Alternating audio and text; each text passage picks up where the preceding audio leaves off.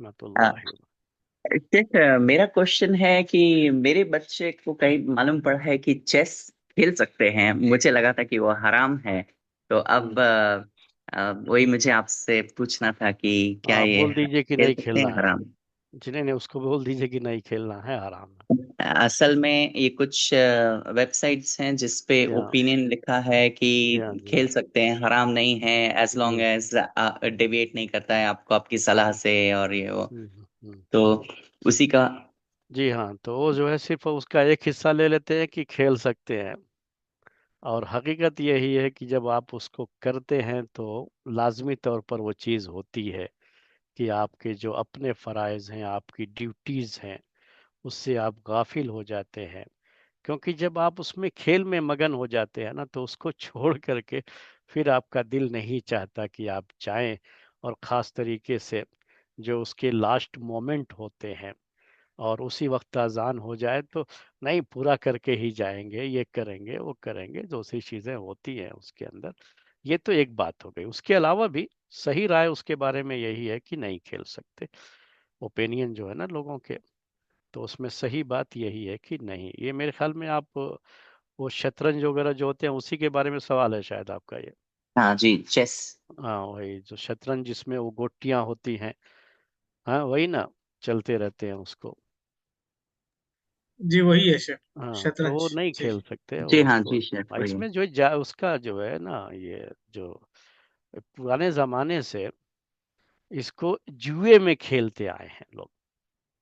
इसकी वजह से भी इससे मना किया जाता है। कुरान हदीसों में मन लअब बिन नर्द जो कहा गया है कि मना किया गया जो उससे ये।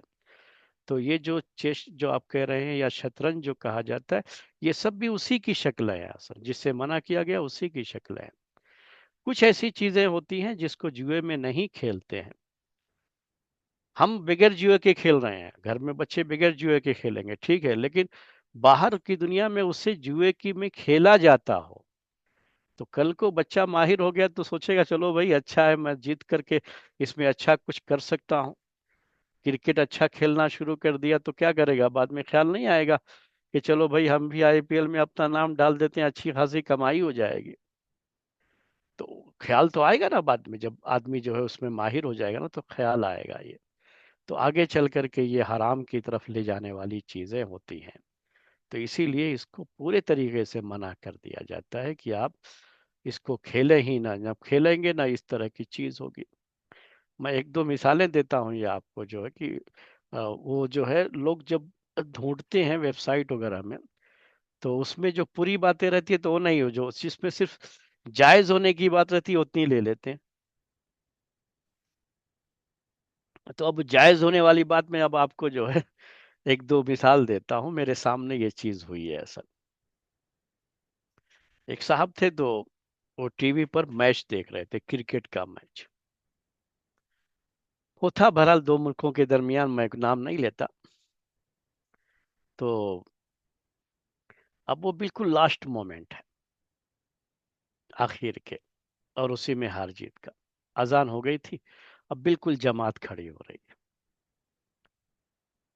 अब उन्होंने क्या कहा, अगर मैं इस पर छोड़ के जाता हूँ यहाँ से, तो नमाज में पूरा मेरा जहन तो इसी पे रहेगा कि पता नहीं क्या हुआ उसके बाद वाली बात पर, आखिरी ओवर में क्या हुआ। तो नमाज का जो खुशू खुजू है वो तो नहीं रहेगा। सिर्फ पेशाब को रोक करके आदमी नमाज को नहीं पढ़ सकता कि उसका खुशू खुजू बाकी नहीं रहता है। तो इसमें आप खुद सोचिए ना, अगर आपने कभी देखा हो, कभी इस तरह की चीज हुई हो आपके साथ, कि क्या आप अगर चाहे नमाज पढ़ने तो क्या आपका ख्याल पूरा उसमें मैच में नहीं रहेगा उस वक्त।